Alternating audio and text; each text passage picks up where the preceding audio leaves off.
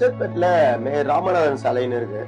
Auto ஓட்டுறவங்களா அங்க போயிட்டு போயிட்டு வந்துட்டு இருக்கும்போது ஒரு ஒரு 50 வயசு மதிக்கத்தக்க ஒரு பெண்மணியை பாக்குறாங்க.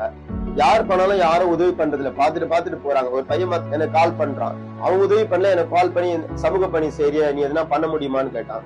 சரி போய் பாத்துட்டு பண்றேன்ட்டு அவங்க போய் பார்த்தா ஒரு லேடி, நான் 55 வயசு மதிக்கத்தக்க ஒரு லேடி வந்து அடிபட்டிருக்கு முட்டில. முட்டி முழுக்க சீழ் ஒழுகிட்டு இருக்கு. அவங்க மேல அவங்களே நடக்க முடியாம அவங்க மேல யூரின் போயிட்டு இருக்கு. அவங்க மேல நாத்தடிக்க ஆரம்பிச்சிச்சு.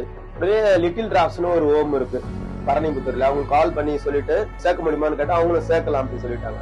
அவங்கள ஒரு ஆட்டோ ஏத்திக்கிட்டு 400 ரூபாய் ஆட்டோ பேசி பரணிபுத்தூர்ல இருக்க அந்த மணலம் பாதிக்கப்பட்ட ஹோம்ல வந்து சேர்த்தோம். சேர்த்துட்டு வரும்போது அவங்க மேல நிறைய ஸ்மெல் வந்ததுனால அங்க கிளீன் பண்ணாங்க. அவங்க நாங்க வரும்போது எங்க மேல ரொம்ப சீழ் குடிச்சு அந்த நாத்தமெல்லாம் எங்க மேலயும் அடிக்க ஆரம்பிச்சு.